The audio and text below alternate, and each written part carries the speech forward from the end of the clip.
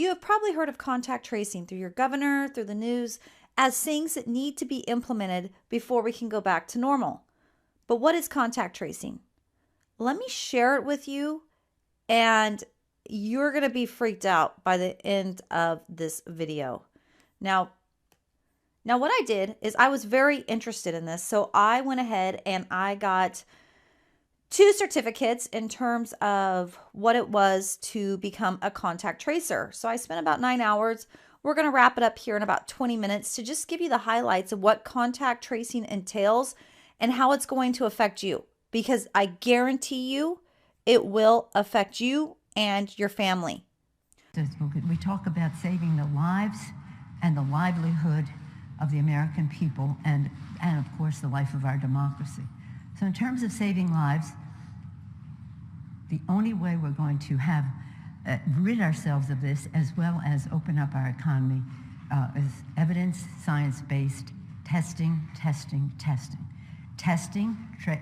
Just think of the T's: testing, tracing, treatment, and isolation then when necessary, of course, with social distancing. So let's look at the main points. Now, this is if you have COVID-19. You can either be done by test or by symptoms. Now, what our contact tracers know is that you can infect 2 days before and up to 10 days after.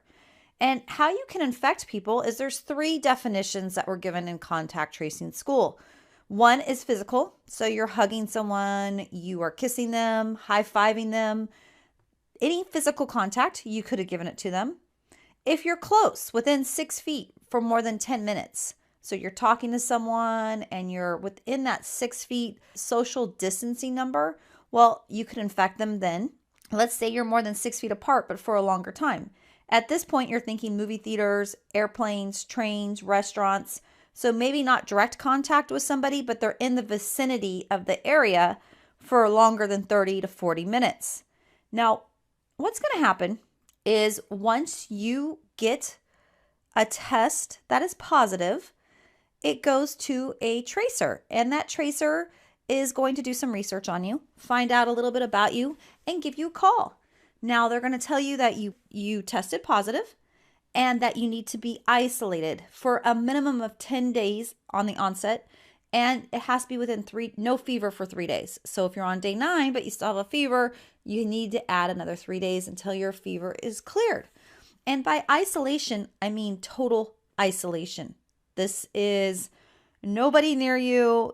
Even your dog can't be there. So you can see here that specifically with a person that is symptomatic, they should maintain separation from household animals as they would any other household members and avoid direct contact with any of your pets. So you cannot contact your pets, people, anybody in your family. You need to be completely isolated. Now, what that means is you could have to go into a hotel room. If you have no way of not sharing a bathroom or any space, they will check that out. So you'll have to show like video evidence if the conference is done via teleconference. Walk them around your house. Let them know that you have space to be isolated. Now the next is quarantine. Quarantine means I am healthy. I have no symptoms. I have not contracted the disease. But maybe for 14 days, they're going to check to make sure that I haven't. So that means, again, that I cannot leave my house. And as a contact tracer, I'm supposed to set you up with social services.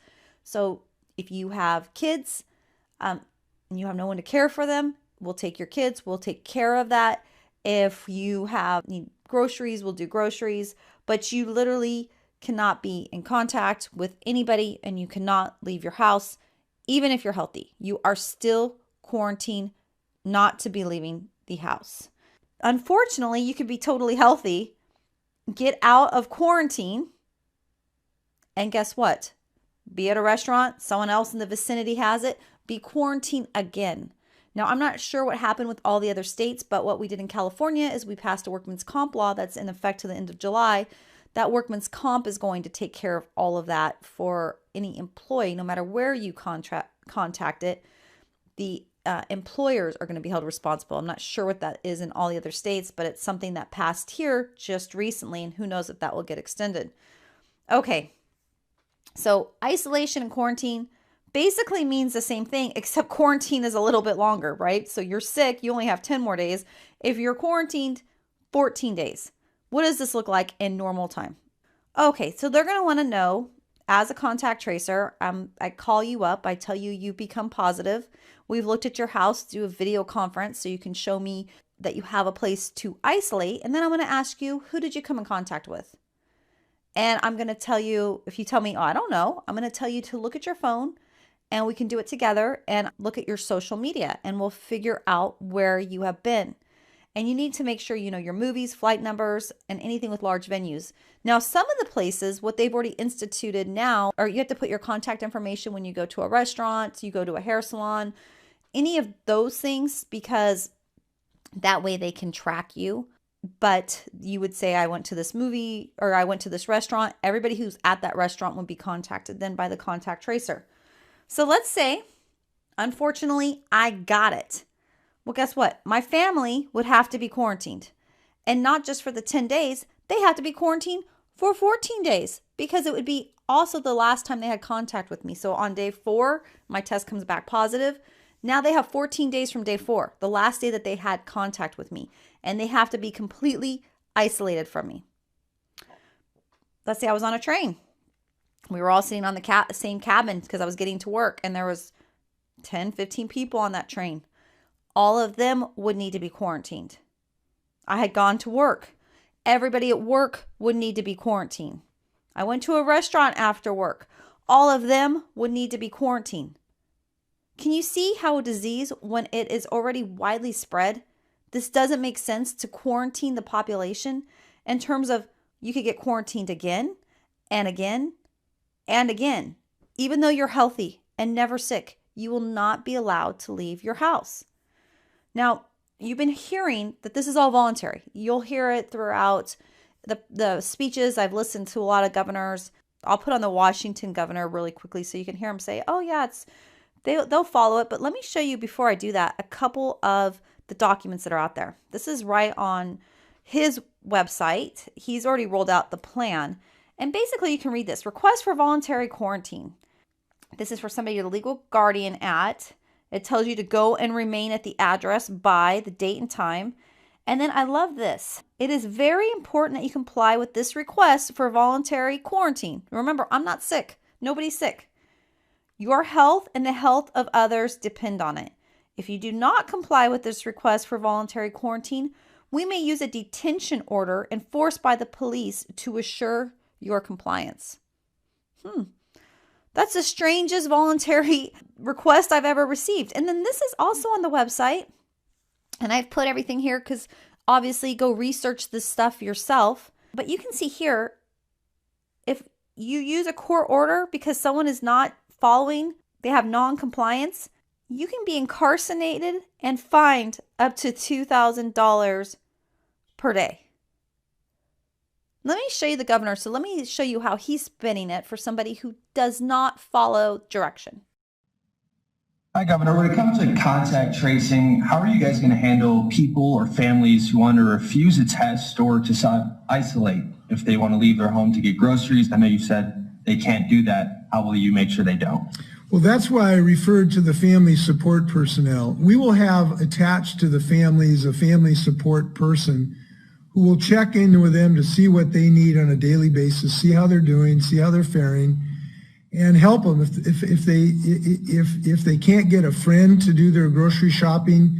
We will help get them groceries in some fashion. If they need pharmaceuticals to be picked up, we can help make sure that they get their pharmaceuticals. So that's why we want to provide them family support. As far as refusal, it just shouldn't come to that, and it really hasn't. We've had really good success when we've asked people to isolate. They've done so in the real high percentages. So we're happy about that, and we believe that that will continue. So remember, everybody that will be quarantined will be 14 days from the last contact. And there's no minimum times. This could be indefinite. Now you're thinking, there's just no way. Like, what about my privacy? How do I have to share this information? And I can tell you, when I went through the contact tracing classes, they tout that you are doing this contact tracing for the the greater good. You are helping people not spread the disease. It is very important that people have privacy, but when it comes to the greater good, your privacy is null and void. Now, as soon as you get a positive test result, this goes directly to an electronic database. Let me tell you, I took this directly off the training website, that the isolation or quarantine can be mandated and enforced. And there's other health enforcements such as vaccines or requirements to take medicine, because you cannot risk being infected and giving it to others. When you're tested for COVID-19, you might assume that your test result will stay confidential with your doctor and the health department. After all, that's how it usually works with medical information, but we're living in unusual times. The Associated Press has revealed that across America, there's widespread sharing of medical information between health officials and law enforcement. Denver is doing it, so's El Paso County. It is law enforcement specific information that is only in our computer-aided dispatch. Jacqueline Kirby is with the El Paso County Sheriff's Office. She says addresses are flagged identifying homes of people who have tested positive for COVID-19. We get sensitive information all the time. We have cautions on addresses for a myriad of reasons, and this is just an additional layer of protection for our deputies. I want to share with you, this is just something in California, that's where I'm located, but you can read here, and I'm assuming that a lot of other states have similar things. This shows that they can, because you can see here, a threat of a communicable disease outbreak or epidemic that threatens the public health, it gives them the rights to do this. Adopt and enforce regulations requiring strict or modified isolations or quarantine for any contagious infections or communicable diseases. It takes measures as necessary to ascertain the nature of disease and prevent its spread. It can take control of the body of any living person or the corpse of any deceased. It can quarantine, isolate, inspect, and disinfect persons, animal, houses, rooms, and other property. So, based on what we have right now, I don't have any privacy rights. You can see here, this is just New Jersey. I just wanted to throw this out there because other states have laws. This was enacted in 2005. So I suggest you go start researching what is allowed in your state and what rights you have given up when you start looking at a disease that could pose a risk to the health of the population. Let me put it very clearly. You have no constitutional right to endanger the public and spread a disease, even if you disagree. You have no right not to be vaccinated. You have no right not to wear a mask. You have no right to open up your business. Wait, can I stop you? Yeah. No right not to be vaccinated, meaning if they decide you have to be vaccinated, we have to be vaccinated? Absolutely. And if you refuse to be vaccinated, the state has the power to literally take you to a doctor's office and plunge a needle into your arm. If the vaccination Where is that in the Constitution? If the vaccination is designed to prevent the spreading disease. If the vaccination is only to prevent a disease that you will get, for example, if there's a disease that will kill you, you have the right to refuse that, but you have no right to refuse to be vaccinated against a contagious disease. Public health, the police power of the Constitution, gives the state the power to compel that, and there are cases in the United States Supreme Court. So they talked about tools available for contact tracing because they said, in California, we're supposed to have 20,000 contact tracers for our population. They said you might get a lot of these cases. So you might be doing a couple 100, 500,000 a day. How else can we do it? And I thought this was weird, but they talk about China and North Korea. They say China and North Korea have a great system because they have a centralized database. And this database has everybody's phone number and they're given a unique code. And these codes track them through GPS. So as soon as they're in contact or somebody has it, they can send a notice out to everybody and they automatically know that they've been infected. We don't have that in the USA, so it was weird that they brought that up. However, they wanted to share was a great system. They started talking about the USA and that they have smartphone apps and also that businesses should be taking information if somebody comes infected at this point until apps are more widespread. I wanted to share about apps because you've heard they're voluntary. They're voluntary. And right now in the US, there's some apps out there, and we'll look at those, but they're about 2% of the people have downloaded them. And they said they need at least 50 to 70% of the population to download it to make apps effective. But how do these apps work? Well, let me share what they're doing in India. So India released an app, and they said this is a voluntary app. You do not need to download it. However, get this. In order to go anywhere, you have to have the app. So if you want to get on a plane, you have to show the app that you are not under quarantine or isolation. You want to get into work, you have to show your app. You want to get on a train, you have to show your app. So they said, oh, it's voluntary. They had the most downloads, more than Pokemon Go, because guess what? You couldn't go back to life without downloading the app. Now, I also put here New Zealand's app. What they do is they give you a QR code. You have to scan that QR code to get anywhere. So if you're supposed to be on quarantine or isolated, guess what? You're not getting anywhere because your app doesn't show you're cleared. So that's how they're really able to enforce this without a huge police or military presence, because you just can't go anywhere without the app. You can't get in the grocery store because they're going to have a QR code where you need to scan in. Now, you may be thinking, well, do they even have that in the United States? Well, here's 4 states that already have their app ready to be downloaded. And like I said, they're at about 2% right now. But you might have noticed this on your iPhone the other day. This showed a software update. And if you didn't see it, you might have already got the automatic update. But basically it says this allows COVID-19 contact tracing apps to work. And you may not even have known it. It was a very quick little update, but it has already come to the United States. Recently, Google and Apple just gave out some information. I thought this was great. Here's the website at the bottom. Obviously, I want you to do your own research, but you can kind of see here how it works, that you can see that you're close to somebody and you get a notification that, uh-oh, you need to be quarantined. You were too close. Someone had it. And then listen to this. In this second phase in the coming months, this is really interesting because it talks about that they're going to use Bluetooth in the first phase, but without requiring an app to be installed. If a match is detected, the user will be notified. And if the user has not already downloaded an official public health authority app, they will be prompted to download an official app and advised on next steps. You're not going to have a choice.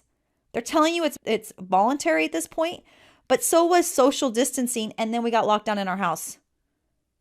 So it is not voluntary. This is happening, and you need to be aware. So I suggest this is a great document. Pull up this COVID-19 document that Apple and Google gave out. It really talks about all the different things that are going to happen because of the app, and it is scary. Just to kind of share with you the different states, if you think your state is exempt because of, it might be a red state versus a blue state, every state is doing this. Okay, so I would suggest checking out this bill, HR 6666.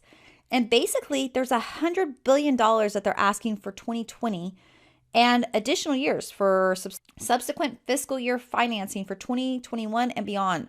So if you think this isn't happening and you think they're not investing a lot of money in it, they are. They're trying to get $100 billion to track and trace us and keep us quarantined. How do you think they're going to allow you to get back into society without being quarantined and isolated again and again and again, especially as disease spreads or we do more testing and we realize that maybe there's a lot of people out there that have it that just don't show symptoms, but they'll need to be isolated. You'll see that there's 120 antibody tests. In general, these tests are not reliable for the individuals to act based on the results. So basically, they're saying even if you had antibodies at the coronavirus, it's still unknown if that protects you from getting sick again. There's probably only one way that you're going to be able to get out of your house, and that's going to be vaccinated. So just watch out for that, because that is really becoming a hot topic of the vaccination, and that might be the only way that you're going to be released out of this tracking and tracing in terms of being allowed to go into stores. I wanted to share this last video with you, and I thought it was interesting. I'll put it that way and end with that video. But start thinking about this tracking and tracing and really, what's the purpose? It makes sense if something was small and the outbreak was small and they could actually track and trace it. But at this point, it's so widespread. What is the value? With that, Jack Windsor, WMFD TV, Mansfield. Governor, I'm the last question, and my question is for you. And it's going to be a very sensitive question, and I'm going to do my best to be intentional so that it's not misrepresented. Today, it sounds as if we're pivoting from COVID to larger social issues like housing, education, and transportation.